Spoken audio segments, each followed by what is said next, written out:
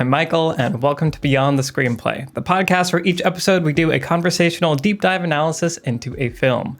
Today, we are talking about 28 Days Later, the 2002 film, directed by Danny Boyle, written by Alex Garland. I'm joined by the Beyond the Screenplay team, Trisha Rand. Hello, everyone. Brian Bittner. Hello. And Alex Calleros. Hi. I am also joined by some of our patrons as we are recording this episode live, like via live stream, to patrons who are watching and listening and chatting along with us right now, which is always fun. Before we dive into 28 Days Later, a couple quick business things. Reminder for patrons that our episode on Saving Private Ryan is available over on the Beyond the Screenplay Patreon. For people that want to prepare for the next episode, it will be on The Sixth Sense, as we're in Halloween horror scary movie mode. Got to talk about The Sixth Sense at one point. It's going to be now. It's going to be fun. And we're coupling that with a patron exclusive episode this month on The Village. So M. Night Shyamalan double feature. The Village, as I've said many times, the first half of it is one of my favorite movies ever. Second half is something else. Can't wait to talk about it, revisit all of that, and go through it all with you guys. And make sure you guys don't miss next episode on The Sixth Sense, because we also have a fun little announcement that we will be sharing. So, ooh teased. Hashtag teased. Okay. Now, let's get into 28 Days Later. So, watching this movie again, I realized that I don't think I had actually finished watching this movie for a first time, even though I thought I had, because most of the second half of this movie I didn't remember. And I think some of the issues that I had with it this time are the reason I didn't finish watching it back in high school or whenever it was, which is the digital video aesthetic is very hard for me to get over. It's a personal problem, and I know that. And so I don't love zombie movies. I don't love horror movies.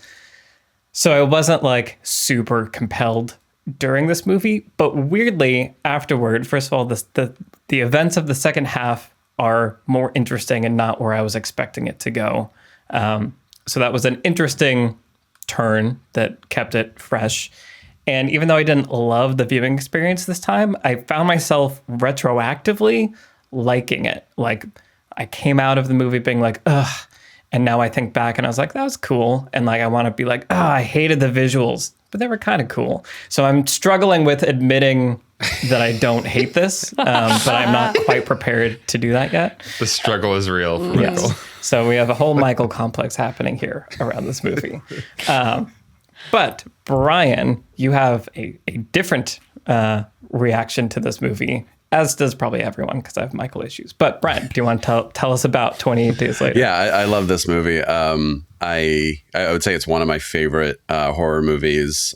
This and Get Out, and only a couple others are sort of like anything post 1990, because my favorite horror movies are from like way back. And yeah, I really love Danny Boyle, as I talked about on the podcast before. I just love his directing, the way that he can just put together some combination of shots and music and editing, and obviously him and his team, and that just makes me like really like evokes a visceral kind of response from me. The ending of this movie, just for me, I'm just like so like just like emotionally stirred by that building score that's going for like minutes and minutes in that whole finale. And I think there's a really interesting thematic thing in this movie, which I want to get into, which is, for me, it's just like, if you're going to make a horror movie, make it about something, not just like, there are really fun slasher horror movies or whatever, but they don't try to be about anything. And I like movies like this that I think are saying something. And the other interesting thing with this movie was it was like the first movie after Danny Boyle and Ewan McGregor had kind of broken up, because there was this like political stuff about the beach, and Ewan McGregor thought he was going to be in it, and then he wasn't, and then it became that they just sort of like stopped talking for quite a while. But then when I saw this movie, I was like, you know what? I'm glad I don't know these actors. Obviously, now you watch this movie and you're like, it's Cillian Murphy, it's Naomi Harris, it's Brendan Gleeson. But at the time, especially in America, I was just like, oh, I like the combination. We can talk about how this movie is shot, which, for better or for worse, but the combination of the way it's shot and using sort of lesser known actors gives it this really like documentary kind of feel, where it feels like this movie is attempting to make you feel like you are watching something real and not like, look at our movie that we are doing. So I think I appreciated that about it, where I was like, oh, okay, I actually like that Ewan McGregor is not in this movie, as opposed to other Danny Boyle movies where I'm like, oh man, that could have been Ewan McGregor if they were still talking. And yeah, so those are my overall first thoughts. It's just a movie that I really love watching, and every time I watch it, it still just kind of gives me those vibes I want. Yeah. Yeah, that's awesome. It was really fun seeing this cast and recognizing everyone, like you're saying, but realizing that at the time, these must have been extremely unknown to most people. I always appreciate when you can, as you're saying, find really good unknown actors that are great. Right. I think that it's also funny because I think time wise, it's like 2 to 4 years before Scarecrow and Moneypenny and Mad Eye Moody, right? Like they're all right on the cusp of becoming like known to everyone, and not just to like, probably just people who know British actors. Yeah. I also, when IMDbing people in this, realized that Brendan Gleeson is Domhnall Gleeson's father, and that blew my mind. And everyone else seems to just like know it. But where do you think that redheaded young man came from? Like, where do you think he came from? How could these two Brits with the same last name be related? How could this be? I don't know. That blew my mind. Anyway, all right. Alex, let's hear your thoughts. Sure. Yeah, I can't remember when I saw this movie. It was definitely back in high school or close to when it came out, but like watching it at home on rental or something. And I remember vaguely that it was shot in this kind of documentary style way. And then, but I didn't remember that it was like literally like consumer grade digital video camera. Oh, yes. And so when I started playing it last week on HBO Max, I was like, oh no, this is one of those like old transfers of a movie. Like this is from HBO's like library, like when they were streaming movies, not streaming, but like showing movies in like the 1990s, and they didn't like get a new copy of like the like HD version of this movie. So then I went to iTunes and I was like, I'm gonna rent the like official like Apple version and like see it like at least like, and I know it's shot digitally, but I'll see it like with the actual transfer, the actual HD transfer. And I was like, wait, no, this is just how it looks. And then it kept going. How much money did you spend, Alex? It's $4. Yeah. I unnecessarily spent $4 because I forgot how this movie flew actually to the last blockbuster. Yeah. So yeah, it was jarring to realize this is shot on the same kind of camera that I was making like home movies with in high school, basically. Like a Canon XL1. I looked it up. Which is crazy. And it's interesting standard because definition like no widescreen. Like this is like it's like the widescreen is zoomed into the square like ratio. Like the tiny corner of your iPhone has more pixels in it than that camera does. Which, tell us how you really feel, Michael. But like, it was a choice. Obviously, it was a conscious choice. They didn't have to shoot the movie this way. And it's interesting because it's unlike Blair Witch Project, which is presenting itself as found footage, as like a mini DV tape that was found. This is not that. This is shot and has evocative framing and ways of shooting scenes. It is not trying to pretend to be someone's camera that was carried along for a journey.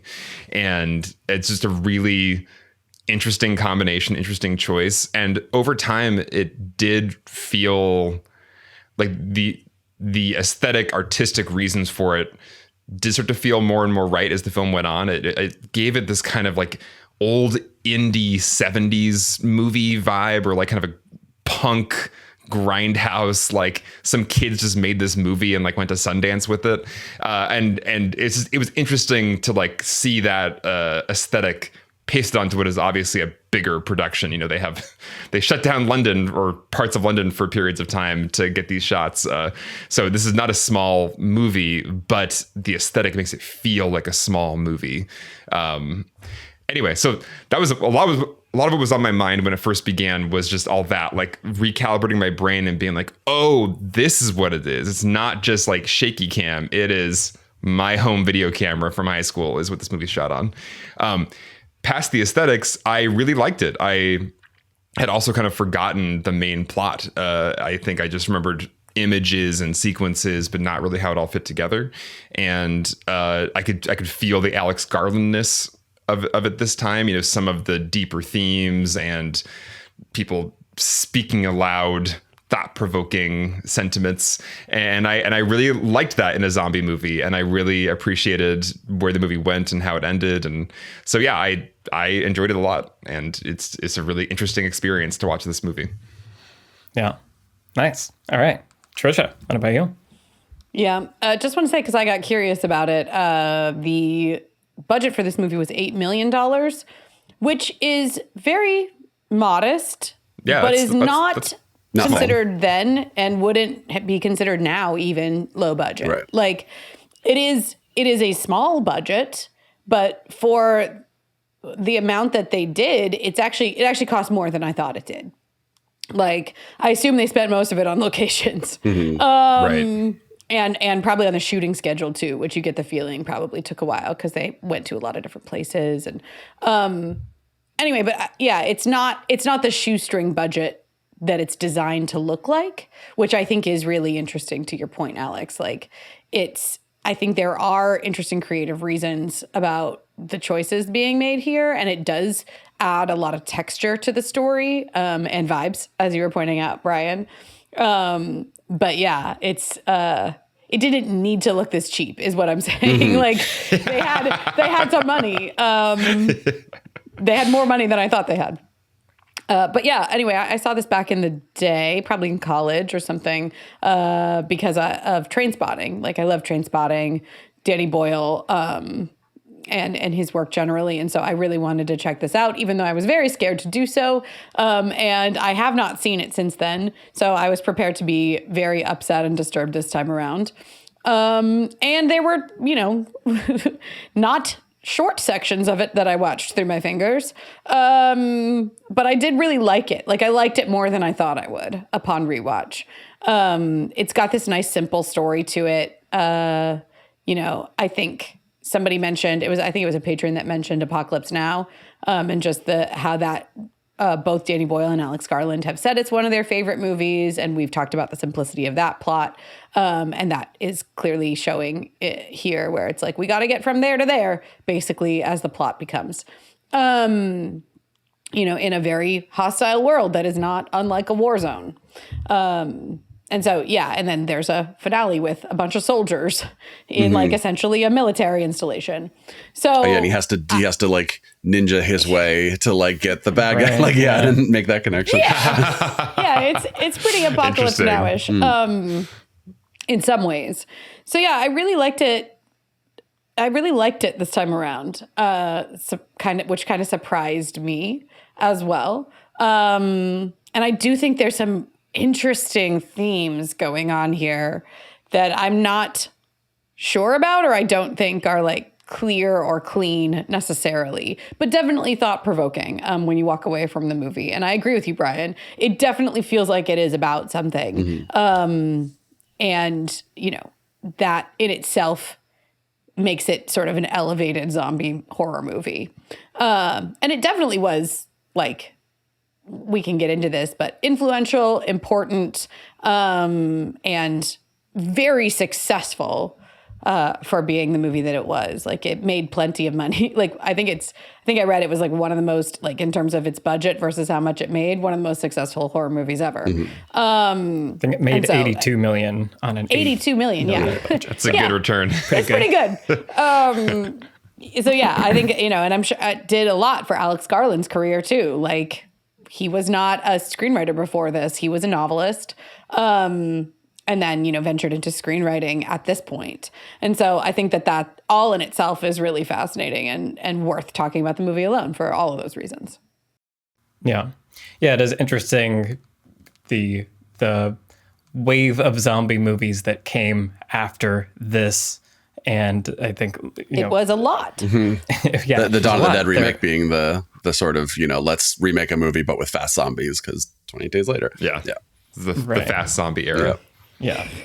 And I think I read that Alex Garland was inspired by Resident Evil, also the video game, and like that. So both of those forces, Resident Evil 2, the most terrifying game of all time that I associate with Big Willie Style, the Will Smith album, because I had to listen to that while playing it to not freak out. I mean, that sounds like more disturbing and like detrimental to your mental health. It was delightful. I don't know what you're talking about.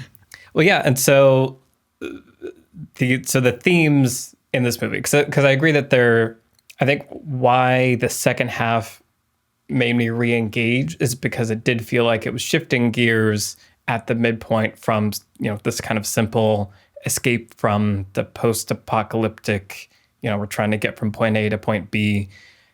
By the midpoint, they get to a point B, but then the horror sort of flips, and the things that are dangerous aren't the zombies, it's the humans. And so it's like, oh, okay, movie, I see where you're going to talk about some things.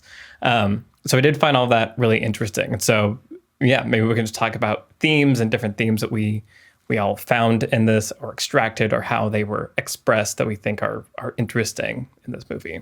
Yeah, I mean, you hit the nail on the head in terms of the sort of big obvious one, right? I mean, there's simple themes like Selena learning that other people are a good thing, right? Like that's sort of just like, that's like theme 101, right? Or like character arc 101, I should say, of like character starts this way, turns this way. And I think that's very valuable. And I like, has more than a heartbeat.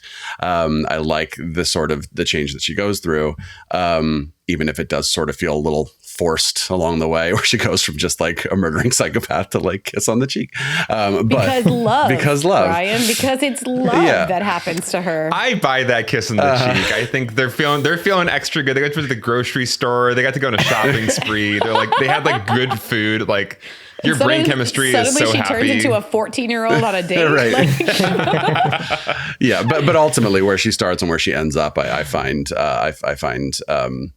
compelling and interesting and satisfying, I should say. But then the big thing I always thought was so interesting about this movie is that Jim has to effectively become an infected to win. And that's always stuck with me and made me go like, well, what is that saying? And yeah, as you pointed out, Michael, there's the very obvious switch of what's more dangerous, people just infected with rage versus people who are choosing to engage in the behavior that the soldiers engage in, right? And saying like, oh yeah, you can just be a crazy murder machine, but like that's not as scary as somebody who says like, I am choosing to do harm onto others.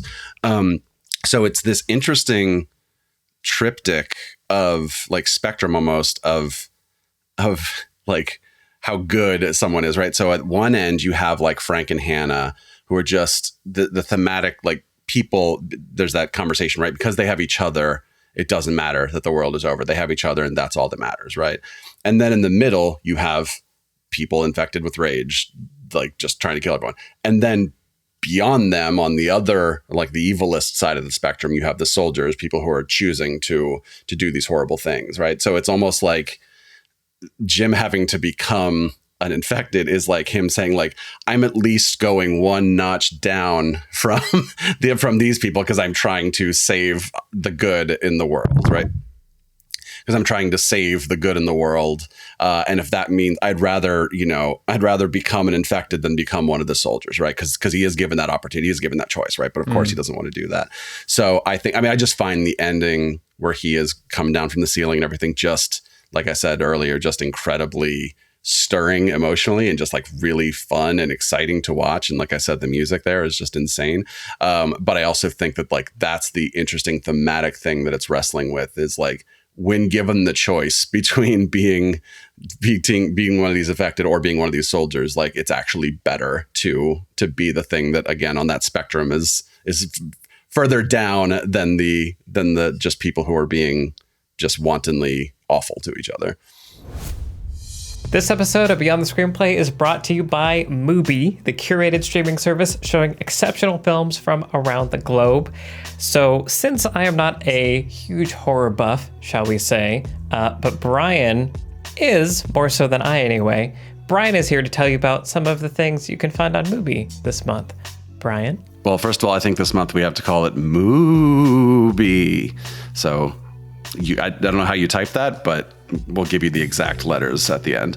But yeah, I love every October just like watching a bunch of horror movies, whether it's discovering some weird, obscure thing I've heard of or never heard of, or rewatching some of the classics. And Mubi has a little bit of everything going on this month. So they have some lesser known movies like Tucker and Dale versus Evil, Rubber, Goodnight Mommy, but then some of the all-time classics like the original Night of the Living Dead, They're Coming for You, Barbara, and When a Stranger Calls, Why Haven't You Checked the Children? All of which are either out now or will be out later this month. And here's Michael to tell you how to get access to Mubi. Amazing. Yes, you can try Mubi for free for 30 days at mubi.com/Beyond the Screenplay. That's mubi.com/Beyond the Screenplay.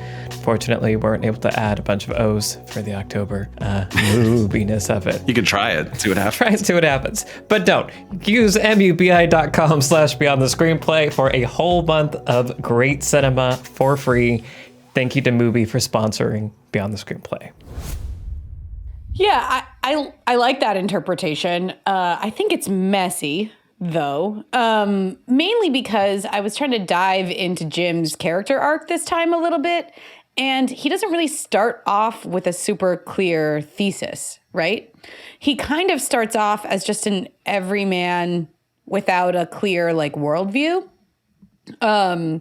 Other than, we get his impressions of like, oh, I think they're good people. And she's like, well, I would leave them behind immediately. And he's like, well, I wouldn't. And so there's this sense of like basic decency.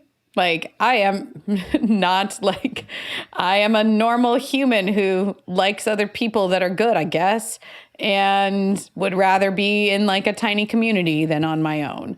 But that's not a super clear thesis when it comes to the thematic conversation about rage, right? There's this idea, the name of the virus is rage. And which is corny, by the way. Like we can just put that out there. I was like, really? Do we not have rage? Yeah. But yeah, it's this, like, as you're saying, like perhaps just an eagerness to harm, if you want to put it that way, or like active sort of, I don't know. I guess it's just like sadism or hate. There's that kind of conversation is happening on the ideological level when it comes to the construction of the world. But it's not really happening within Jim. Like, it's very interesting to me that there's kind of not a strong engagement in like what is Jim going through in his personal transformation. And it's like Jim's decision to become an infected, which the movie is clearly communicating to us in he's covered in blood. He's like shirtless and running around and he's like snarling. Yeah. And like kills that guy in the worst.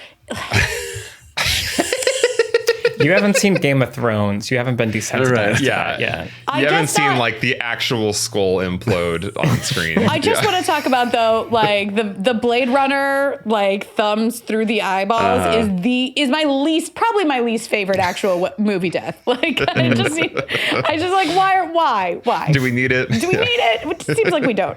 But anyway, but the movie is clearly framing him that way, right? It's like a very clear communication from the movie. He is being framed in the same way that the infected are. But since he doesn't have a clear thesis about the infected at the beginning, it's hard to know where he goes on his journey. And the only sort of interesting interlude on the way where he really encounters an infected himself personally, we know that, he's not the one who kills Mark. Selena does that. He's very shocked by it, but he doesn't judge her for it. He asks about it, but then, And then he has to kill that kid, which is rough. But when he walks out of there, he's like, I've accepted this part of my life. And then suddenly he just goes like crazy mode by the end of it. And like, this is what I'm doing now to defend the people that I like, because they're good to me. They're like my community. It just is, I think, pretty messy about what that means to him and like where he sort of finds himself, or like believes by the end, I guess, about who he is. And, there's that interesting conversation where the captain asks him, like, if you're alive now, you surely have killed somebody. So who did you kill? And he's like, well, I killed a kid. And he's like, well, you had to. That was like self-defense. And then he kind of uses that as like, okay, so we're the same now. Right. And I will tell you my evil plans for these women because I'm evil. And I'm an evil man and a soldier. He's slightly surprised, I guess, when Jim refuses to go along with it. But again, the movie is not putting those pieces together for us about, so what does Jim think about his actions when he killed that kid? So what does Jim really, he doesn't seem to even consider for 1 second that the soldiers might be right. Maybe they should stay there. Maybe like there's a way to reason with them or like, do something else. Like he just seems like, oh, immediately, no, you're going to hurt the people that I care about. So absolutely not. Goodbye. There's, again, the script isn't doing a ton of thematic work once that decision is made. And it's unclear what that decision means for the character in terms of the arc. So I think it's all very interesting. And on a visceral level, I'm like, yeah, Jim, mess him up. Get him. Like, Right. Be a zombie. Be a zombie. Kill absolutely everybody. Now that you've befriended that other zombie that we kind of like care about for like, that's Your the friend. good zombie. We When like you shot the that. chain, he gave you a thumbs up, and then He's like, I got this. But yeah, anyway, I just think it's a little messy, albeit, like I said, very interesting.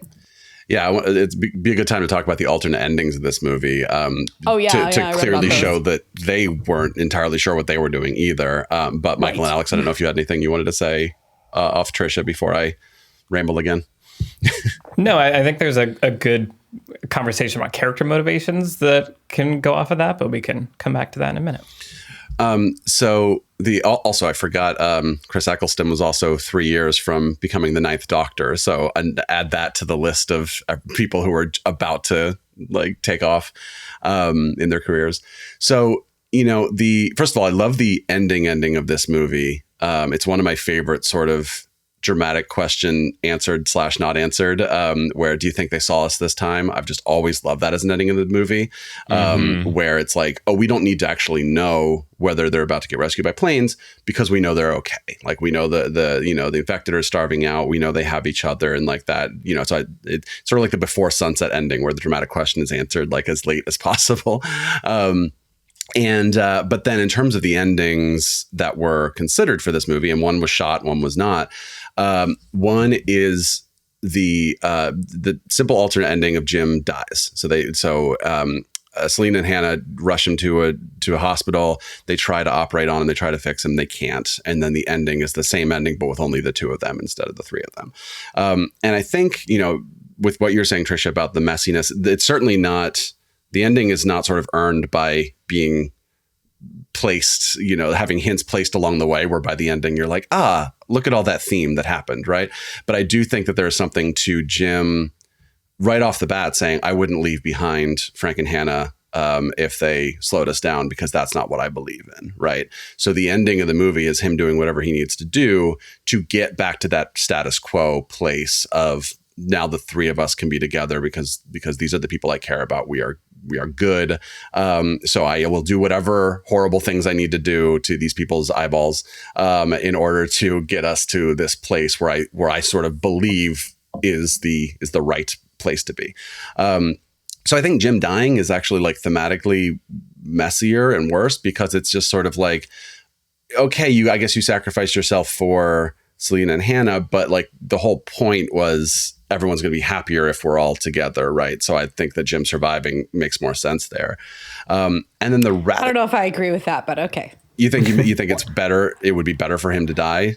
I think it would be a little thematically neater because it would square up with sort of the cost of rage and hate is death. Yeah, that's a good point. Right? So it's like by becoming an infected, you chose death for yourself, essentially, in order to give Hannah and Selena each other and that the community that they can have together. Yeah, that's I think that would be a little cleaner, actually, for me. Definitely. So that brings us to the radical alternate ending, as they call it, which weirdly they were trying to do during post-production, which I don't understand because it would involve reshooting half the movie.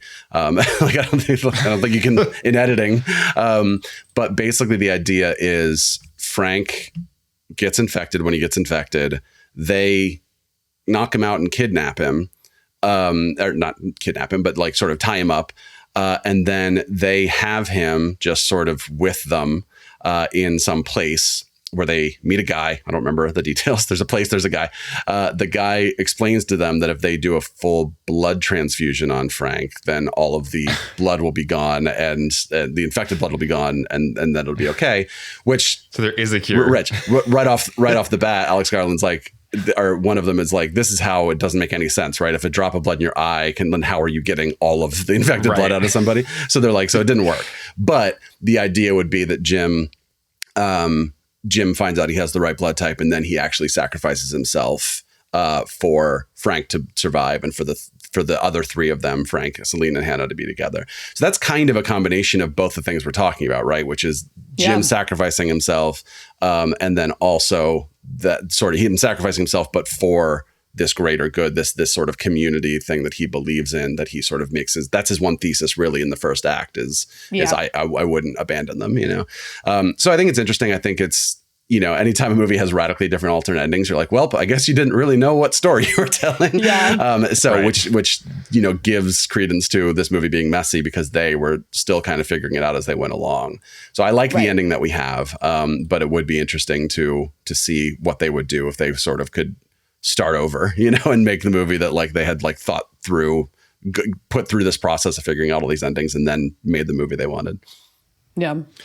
In some ways, the aesthetic of the movie helps me feel at peace with any messiness because it feels almost of a piece, you know, like you don't expect the like punk rock grindhouse, lo-fi movie to be like a pristine Hollywood production that like ties everything up in a bow. Right. I kind of expect some randomness and some rough around the edges. This doesn't all fit into a picture perfect box. This is going to be a lot of stuff thrown at you, maybe thought provoking, maybe it doesn't add up to one perfect thought, but it's there to like shock and provoke. And so the ending in that way does feel right in a way to me because it's just, I don't know if this means anything, but it is provoking. It's provoking that our hero is now essentially not infected, but acting as if he has rage. And I think the other thematic stuff that I get from that second half of the movie is, once again, I don't know I can't put into a sentence or like a thesis, but I find it interesting to explore just the kind of pathology of an all male society and just what humans become in kind of like a monogendered, especially all male environment over time. And especially if there's like no hope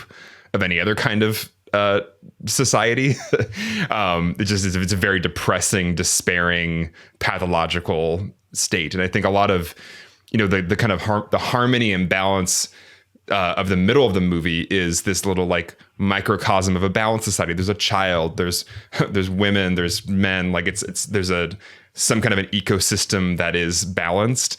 And then you go to this all male military space and it is like something is just like wrong and off from the start.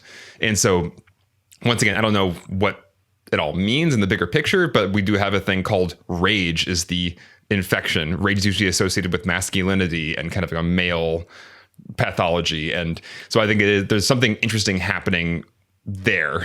But once again, I couldn't sum it up into like a lesson. But I like that the movie is at least provoking and prodding and playing in that space.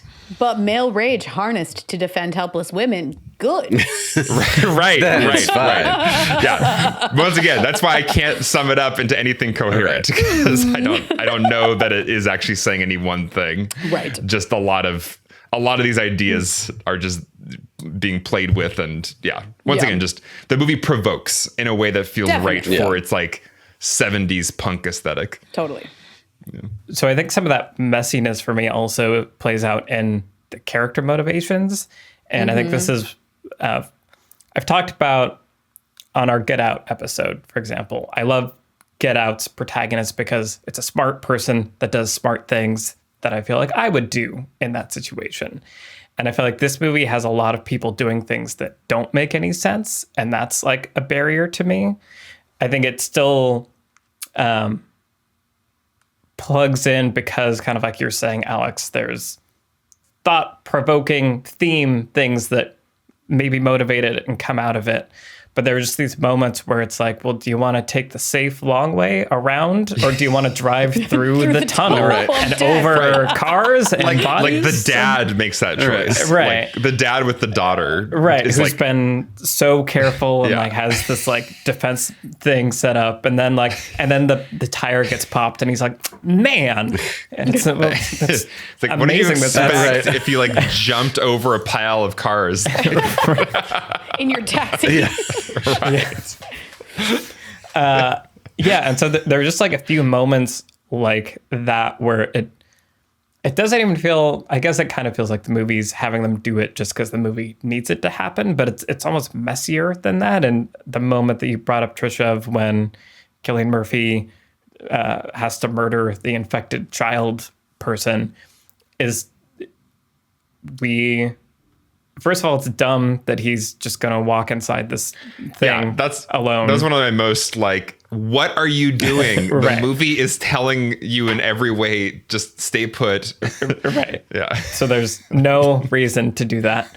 And then when he like leaves, as you were kind of alluding to, Trisha, we don't really see how it's affected him in like a detailed way. Like obviously he's not, skipping and whistling, like he's not happy that he just had to do this thing, but we don't get like a deeper understanding of that. And so there's a few moments throughout where it feels like characters make some weird decisions that is frustrating for me as a viewer, and feel like those horror movie things of like, why did you go in that room? You didn't need to go in that room. No one needs to go in that room. The obvious thing is to not go in that room. What are you doing? I have trouble with that. But I think that's also why I like the Naomi Harris character, because I feel like she makes the smartest decisions. Pragmatic, of everybody. Yeah. Big time. I feel like those moments make this movie like, it's like teetering on this line between A movie and B movie, where it's got these kind of A movie thematics and then just kind of like B movie aesthetics and B movie like character choices. Where it's just like, yeah, we're gonna do the stupid thing because like that's what we want to do right now as a movie, and it's gonna be fun. Like we're just gonna do it. We're gonna drive through this tunnel for no reason. To have a really cool tunnel sequence. Right. Yeah. I mean, that's the thing, is that like, I agree with you, but also I like the things that happen as a result of those, so like the scene with the kid, I love that scene for two reasons. One of which is the look on his face when Cillian Murphy's face when he says hello is just like the most hopeless. Like he is like with one word just expressing like, I hate this. I hate everything. And then the fact that the kid sort of like drops in the back of frame and then runs, like a lot of the sort of infected, it's like you get this brief little flash before they show up, like them running at the window in the scene where Mark gets infected early on. So I like the actual scenes themselves, but I agree with everything you're saying about like, okay, but what did that actually mean? How did that affect him? And I thought the kid says, "I hate you," which he doesn't. He does. Well, he does, but not on purpose. So basically all of the... I watched it with subtitles on, and I was like, did he just say, I hate you? Right. Like he just said words? Right. I mean, he's infected with rage. Right. Yeah, that's what I thought. The idea is that all of their dialogue, all the infected dialogue is like human speech that has been like manipulated, and for whatever reason that one just got through where it then wasn't. I think it wasn't even that it wasn't manipulated, it was manipulated in a way where it actually sounds like I hate you, so it wasn't on purpose. It was just supposed to be growling garbles or whatever, and then it turned into that, or at least that's what they said. Maybe they decided later it was a bad idea and are pretending that they didn't make that choice, but anyway, that is their explanation of why one of the infected suddenly talks. It's like a post-production mistake. Yeah. The sound mix is a little all over the place, so I could see that being, yeah. Well, yeah, and real quick too, before we kind of get into lessons, but Alex was talking about the A movie, B movie thing, and I think this movie is such an interesting example of those choices, right? Where it's like you have obviously the low resolution, but then the high shutter speed. So at times this movie it looks like Gladiator or something, right? Where everything looks really kind of like it's moving in this very smooth way, even though everything is very like poor resolution. And the sound mixing is sometimes messy, but sometimes the sound mixing is the one thing that saves it from feeling like it is a student film. It's like, oh no, this is a movie that was made by people who make movies. And then that goes all the way down to what you were saying, Alex, like even just kind of the decision making sometimes is like, sometimes we're doing this and sometimes we're doing this. So it feels like this interesting hybrid, exactly what you were saying, Alex, of sometimes it feels very Hollywoody and then sometimes it feels very like punk rock, indie kind of thing. And it's sort of trying to find the marriage between those two different aesthetics. Because there's a class of like just genre indie B movie where there's not really an expectation of the things we expect from good movies, right? Like cinematography or Hollywood movies, where it's like no, we are here for like pure genre thrills or pure genre just like provocation. And so we're not really here for like plot or like realistic characters. We're here for these other things. And I think, yeah, this movie, like we've been saying, is kind of dipping its toes into that space of like not really caring about the Hollywood things for sequences or moments at a time. Yeah, speaking of the character motivations, though, I do think Selena's really interesting because she kind of hangs a lantern on some of those things at the beginning where she's like, oh, do you have plans, Mark? Like, are you making plans? Yeah. Not Mark, Jim, are you making plans? Like, it's useless to have plans. Don't even think about having plans. And she even hangs a lantern on like, oh, we're not going to fall in love kind of thing. Or like, is that the thing you're hoping for? Give it up. Which would mean more if that didn't exactly then happen. Be what happened. Guys, there are other kinds of relationships and trust. I just want to say that there are other ways that people can like bond and respect each other. Anyway, but yeah, I think the one thing that's super interesting to me about Selena, though, in addition to Naomi Harris's amazing performance throughout all of this, she's so good. She's great. But we don't ever really find out her backstory. Like, we don't know much about Jim. I thought to myself that the scene where we go meet his parents is doing so much work to make us like deep. Jim. Yeah, but we don't know anything about Jim. There's no reason for us to like him other than he's introduced to us as our protagonist. But when we go see that he was so beloved by his parents, like his parents left a note for him, and without presumably any hope that he would ever find it. Conveniently, he does. But they just like, with endless love, we left you sleeping, and now we're sleeping with you. And there's those photos of him in the house. That scene is doing so much heavy lifting to make us like Jim. If Jim had a worse relationship with his parents, if Jim had been estranged from his parents, if Jim had even been like maybe a normal dude who like moved to the city and didn't see them that much or something, it would be totally different. But you get the sense that he's their pride and joy. They adore him, right? They were probably visiting him in the hospital every day until they couldn't anymore. That scene is just really carrying the backstory for Jim. We even get Mark's backstory. He had parents, he had a sister, they wanted to buy their way out of the thing. Then he gets killed immediately. But we don't really hear anything about Selena or why she like has the hardened, tough motivation that she has. And I'm not saying that we need it. I think we kind of don't. I like the cleanness of not knowing how she became this sort of person with very, her armor on, very strong. But I do think it's interesting that she then becomes the person because she has a clear thesis, right? We didn't need to know where it came from necessarily. But I think it's interesting. She then becomes the person who kind of walks Jim through this world. And again, is doing a lot of expositional work of like, hey, the before doesn't matter anymore. You got to stay in the now and stay here. And also the future doesn't necessarily matter. And I think as an audience member, we trust that kind of character immediately. And we're willing to get on the wavelength of whatever she tells us. If she gives us the rules, don't go anywhere outside, don't go anywhere like if you alone or whatever, at night. And then also don't make plans, right? And kill an infected the minute that you see them. Whatever rules she tells us, we buy because she seems like the smartest, most capable person in this world. And we don't need to know how she got that way. She almost is this mentor figure. And it is smart to kind of lean into that archetype as being someone that Jim then like can trust and becomes attached to. Yeah, which is why it's like, just do what she says and everything will be fine. When she literally tells him like, stay here, don't go into that shack full of dead people, maybe. Yeah. And then he does. Like, but cheeseburgers. Yeah. Cool. Well, yeah. So why don't we move into lessons and what lessons we're going to take away from 28 Days Later. Quick reminder for everyone. Next episode will be on The Sixth Sense. Yeah. I was going to say something, but realized that Period. And that's all. It's like maybe people haven't seen it. So maybe there are people that don't know spoilers about it. So, Okay.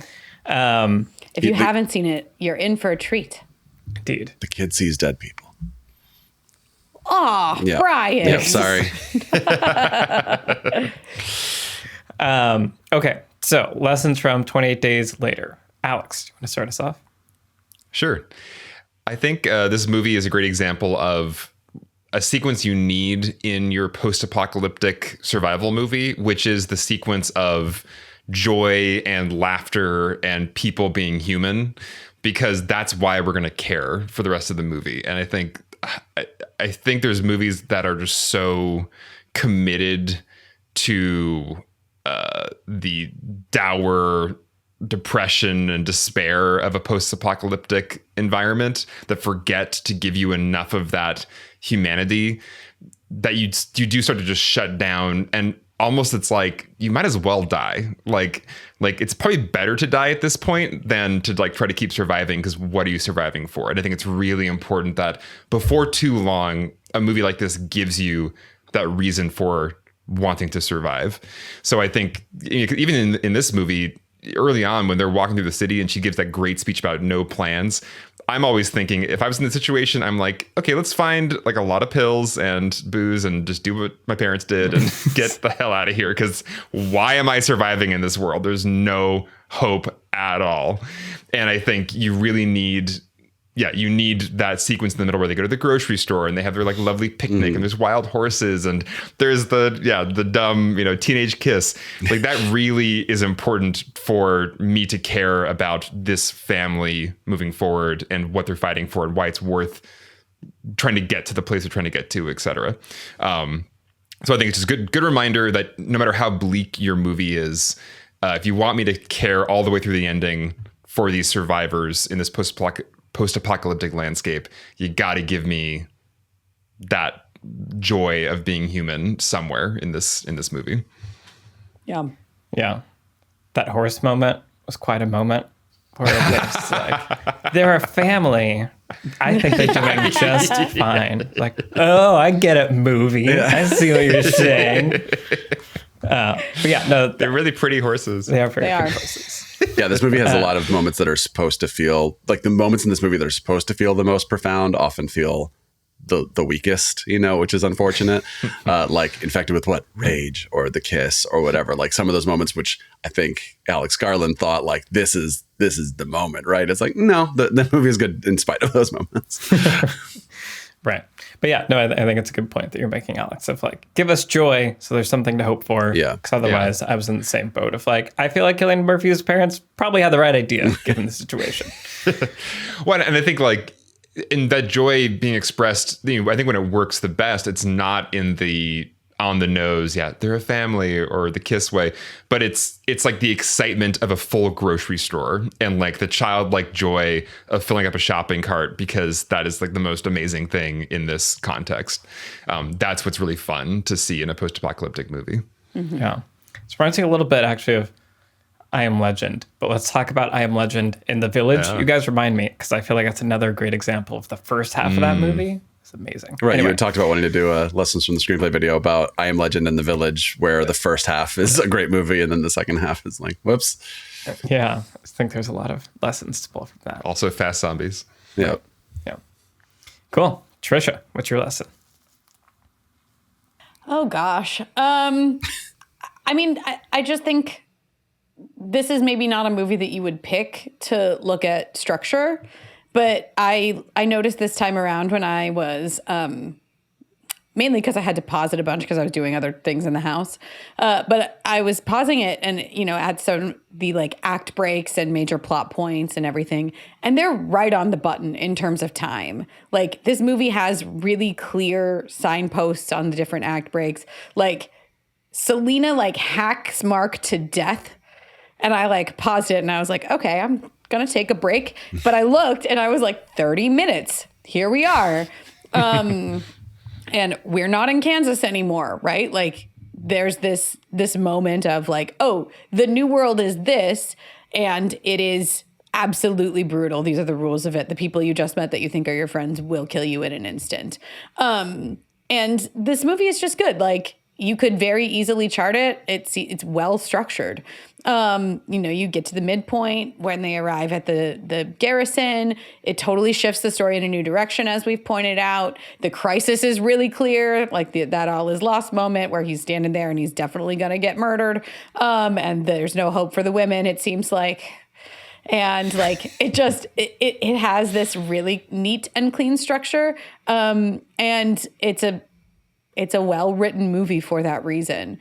Like, anyway, it's just a really basic lesson that it's sometimes good to go back and back to the basics of that as you watch, because it helps you in your analysis as you're charting like the movements of the different thing. And honestly, Selena killing Mark as a break into two is very, very strong.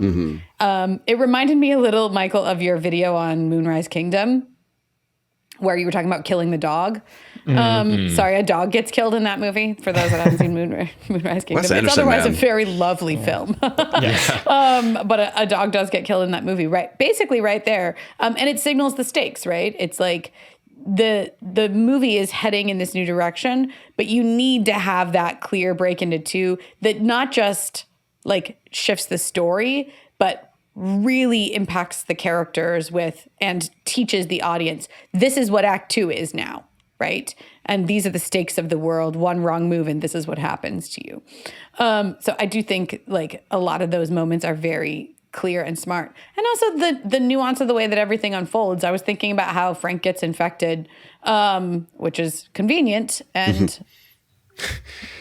Like the drop into the eyeball. It's like, yeah, well, you didn't need to go talk to that bird. Yeah, go stand directly. It's another moment of just like, stop doing don't things. Don't talk to that bird. Like, just don't do things, then you'll be fine. Yeah. Why are you wandering and kicking? And think about this.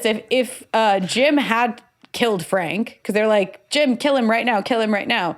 Do you think that Hannah would get over it very quickly? Like, but they didn't make Jim do it. Right. Jim's about to do it. And then the soldiers come up and they kill him. Right. And so I think, again, the way the nuance of those choices plays out also is like the perfect beat, the next story beat that moves the story along. Right. It's really well written. Also tack onto that I really like the pacing of this movie, where we get from like, we meet Selena and Mark to like, oh, we'll go find your parents tomorrow. Cut to they're at their house. Cut to, oh, Mark's gone. Cut to, hey, there's Frank and Hannah. Like, it's just like boom, boom, boom. But then there's still plenty of time for downtime for them to just kind of have a moment, have a conversation.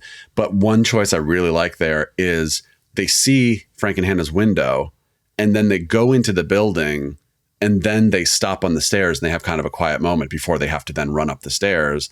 But you could have structured that where it's like, this sequence is done. Let's have a quiet moment. oh, now we see the window, where like movies that sort of feel like the quiet moments are just kind of it's like dead space, dead air, even if they're like really nice scenes. But this was like, oh no, we're already moving on to the next plot point, but on the way there, we're going to stop. And I really like that. Yeah. It's a really good lesson actually on a journey movie, putting the quiet down moments as we know exactly where we're going, have a clear destination, a clear like short-term goal. So we're not just like, feeling the gap between actual plot. Yeah. Very smart. Yeah. Cool. Well, what other lessons do you have for us, Brian? Well, I've been thinking recently about movies that sort of either change in the middle or where they hide one movie in another movie.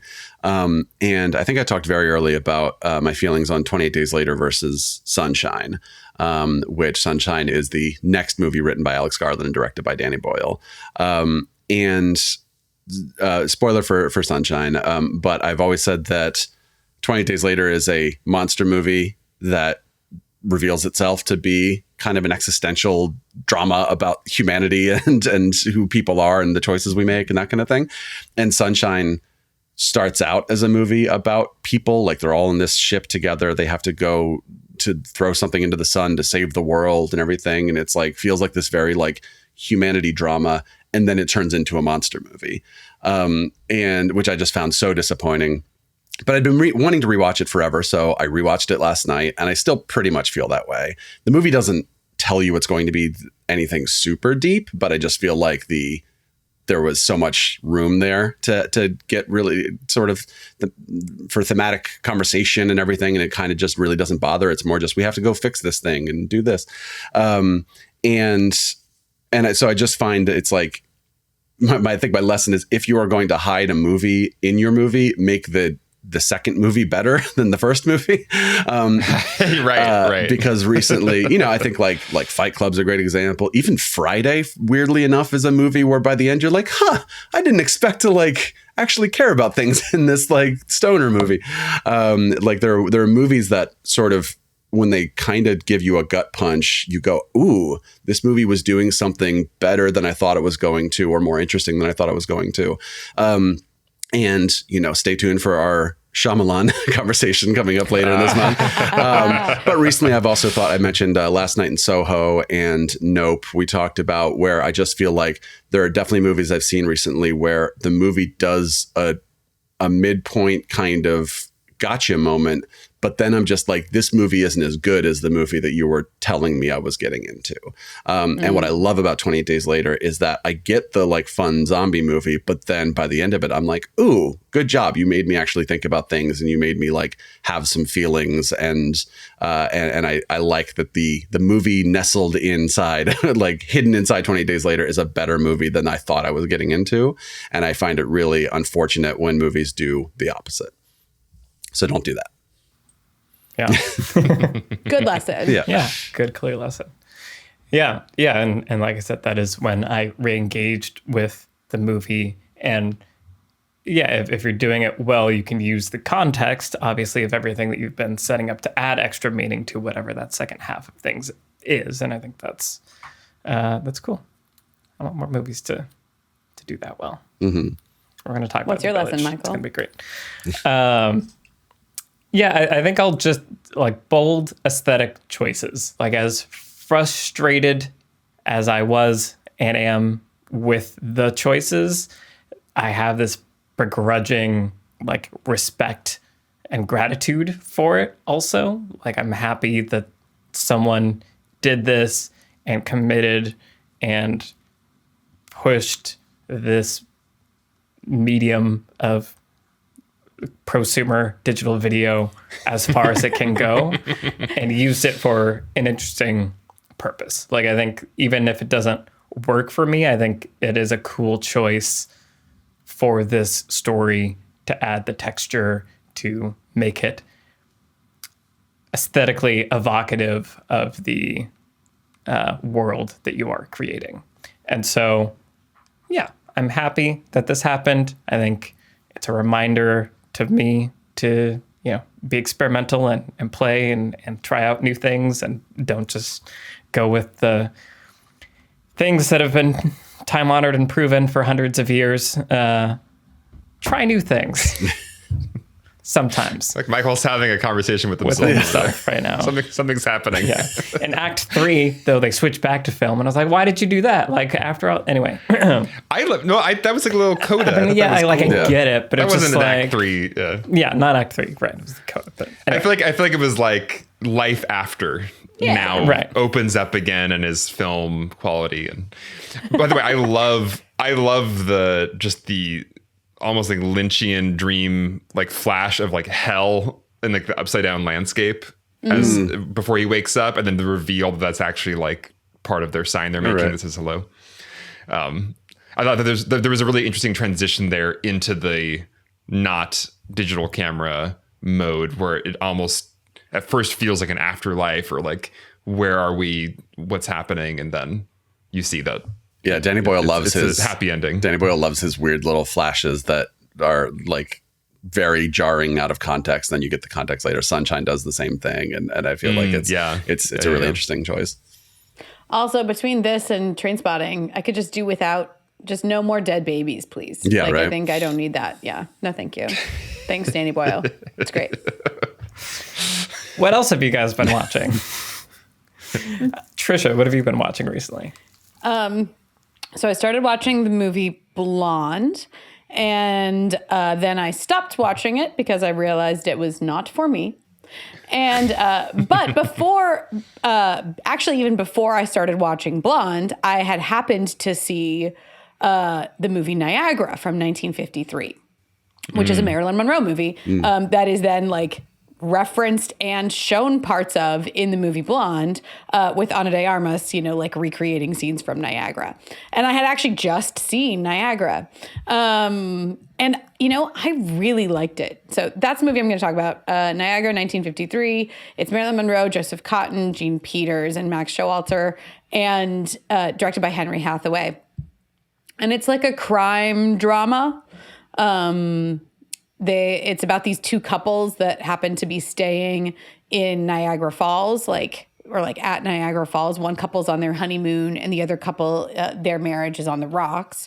Marilyn Monroe and her husband, their marriage is on the rocks.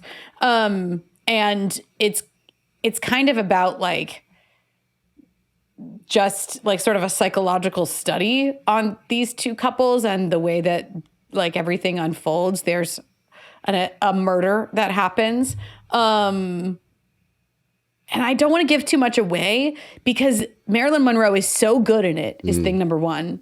And thing number two is there is a plot twist in the middle that knocked me over, that I just did not see coming. Probably because I wasn't looking for it. So maybe me telling you that there's a twist means you'll see it immediately. So sorry, I guess. But I don't know. I really wasn't looking for a twist. And then it happened and I was like, oh my God, really? Cool. Like, and the movie that it turned into was very different than the one that I thought it was. But better? Well, yes, in some ways, no in others. Okay. Well, no, a lateral shift at the very least then. Right. Okay, that's fine. It's very interesting. Yeah. And so anyway, I thought it was fascinating. They shot a ton of it on location in Niagara Falls. Like and they really get the most out of that location. Like there are so many scenes at and around Niagara Falls in the movie. And it is very impressive the way that a lot of that looks and stuff. And Marilyn Monroe is sensational. So strongly recommend that if you want some Marilyn Monroe in your life. And not other movies about her. Nice. Okay, cool. Alex, what have you been watching? So I rewatched my favorite Terrence Malick movie, which is The New World, because I'm going on a podcast called Underrated, and to talk about it, because I think The New World kind of goes under the radar of Terrence Malick's, I guess, body of work. I think people know him more for some of his early movies like Badlands or Days of Heaven, or kind of his more recent work like Tree of Life. But my favorite period of Malick is actually kind of his like comeback moment in like the late 90s and early 2000s, where it was like he was gone for like 20 years or more, and now he's suddenly back making The Thin Red Line, and then just like a few years later making The New World. And I feel like that moment of Malick is my favorite balance of he's making a big studio movie, a big historical epic. He's still 100% himself, like undeniably doing his Malick thing. And yet I can watch this as a movie and not just as like a Malick tone poem only. And the New World, I think, is like the ultimate balance of that, because the studio, constraints, I think, are good for a director like Malick. And the studio, after he did an initial festival cut of the New World, asked him to cut it down further. So my favorite cut is actually the studio enforced theatrical cut, which is like you get all the Malick poetry with the least amount of indulgence, and there's like actually like dynamics to the story, and like things move forward, and we don't like linger in any one place too long. And I think it's a really lovely, just, yeah, for me, it's the perfect marriage of some studio constraints, but Malick being 100% Malick. So I'm very excited to talk about the New World, because I feel like we're probably never going to talk about it on this podcast, but I would like to discuss this whole Malick thing and why I wish Malick would be forced to make more movies like the New World, because I would like them. We should do a Malick at some point. We will. She said confidently. As Michael makes a face. Ryan, what have you been watching recently? I went and saw Moon Age Daydream, the new documentary about David Bowie, which I think was the first documentary that the Bowie estate has actually sanctioned. There are plenty out there. And it's by Brett Morgan, who I actually mentioned a couple months ago, because he also did Kurt Cobain Montage of Heck, which I had mentioned is what am I watching some time ago. And the Kurt Cobain documentary, I mentioned, it's sort of like, it feels kind of like a music video. It feels like you're almost watching like a long Nirvana music video, but there's still, it'll cut to an interview with a family member or something like that, right? Moon Age Daydream there is zero narration or like text on screen to explain anything. The entire movie is carried by a combination of clips and then, visual clips and then audio of Bowie in various interviews talking about how he is feeling at that time and how he's sort of identifying at that time and things, which is surprising at first. You're like, oh, okay, this movie is just going to be this. But then the really cool thing is, by partway into it, you're like, oh no, there's a chronology going on here. There's actually kind of a character arc where they're showing sort of like how Bowie is feeling at different points in his life and how he kind of feels like he never wants to do this, but then 10 years later he like switches. So it feels like there's a surprising amount of structure and like movie documentary things going on, even though there's never like, and then he released Scary Monsters and then it went platinum or whatever, like it never does anything like that. So I found it really compelling and really interesting to watch. I think if you know nothing about David Bowie, like you're going to be probably confused during this. But if you have at least a casual knowledge of his discography and his music and stuff, I think that it is, it's a movie that makes you sit forward and kind of piece together what's going on your own. But I feel like it also makes it that much more rewarding than a movie that is just like, here's another average documentary where we're going to come on and kind of explain everything to you and stuff. So I found it really cool, but it's also something that like, it's for a certain audience. So don't go in expecting to be like, once it's over, you're going to be able to, if someone says, tell me about David Bowie, you'd be like, well, I can tell you how he dressed and some things he said once in a while. Right. But yeah, I had a great time watching it. Nice. Well, so I'm going to do that thing where I talk about a podcast for my what I'm watching. There's a new season of Malcolm Gladwell's Revisionist History, so I have to talk about it. But there are 2 episodes that I want to quickly call out. And so what I love about this podcast, and I nerd out about it with our producer Vince Major, who's also a big fan, is it is very good at shaking up our preconceived notions of, well, of course things should happen this way. Let's do a case study that shows that maybe the obvious, intuitive way to do a thing is perhaps not the best way. And there are 2 episodes so far that have stuck out to me this season. One is called Outliers Revisited, where Malcolm Gladwell revisits a chapter from potentially his biggest book from 2008 called Outliers, that was all about how small advantages early in someone's life can kind of snowball into full-fledged privilege later on. And so specifically this episode looks at the chapter where you looked at Canadian hockey players and professional league, and the greatest predictor of skill is what month you were born in, because people that were born such that they were the oldest when trying out for teams meant that you just had more life lived. So you were older and more experienced. And so you were flagged as being better than the younger people. And so every year, coaches are just really picking the oldest players, not necessarily the best players for whatever age they're at. And so by the time they get to the professional league, all of them have birthdays basically within the first half of the year. And there's almost no people like born in December, for example.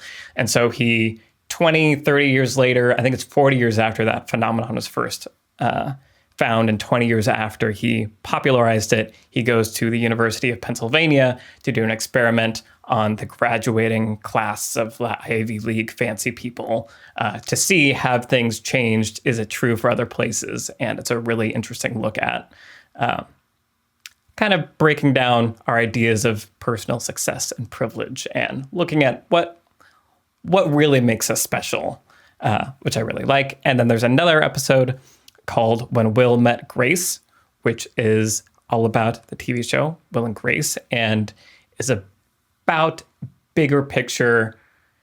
Is the way we're creating content today siloing us in a similar way that like Facebook ends up putting us in a bubble where all we see is the stuff that we already agree with? Has the TV streaming market kind of inadvertently done the same thing? And so it's this kind of case study looking at one of the creators of Will and Grace, and then also his sister who created Orange is the New Black, and how both of those shows took very different trajectories, one being broadcast on NBC Thursday night to millions of people and had to be tailored for a general audience, the other being on Netflix, being allowed to be as shocking and authentic as it could possibly be. What are the pros and cons of those of different approaches to creating content and where that content lives? So I found both of them really interesting, and like all of his best episodes, they're definitely commenting on today's culture and society in a way that's a little subversive and probably makes people upset, but in a way that I find mostly thought-provoking. So, latest season of Revisionist History, I recommend Outliers Visited and When Will Met Grace. Nice. Yep. All right. Well, this has been our conversation about 28 Days Later. Thank you to everyone that joined us for the live recording. The chat has been fun to keep one eye on. So thank you everyone for joining and having a fun conversation over there. Thank you to the rest of our patrons that make this show possible. If you want to help us make more episodes and get fun perks like access to our live recording or voting on monthly patron exclusives, access to those exclusives like our Village episode that will be coming soon, head over to the Beyond Screenplay Patreon. The link is in the show notes. Thank you to our producer, Vince Major. Thank you to our editors, Caleb Berg, Graham Harther, and Eric Schneider. I'm Michael Tucker, and I've been joined today by Trisha Rand, Brian Bittner, and Alex Calleros. All of our Twitter handles are in the show notes. Send us a tweet and say hi, and we will see you in the next episode for The Sixth Sense. Bye, everybody. Bye-bye. Bye.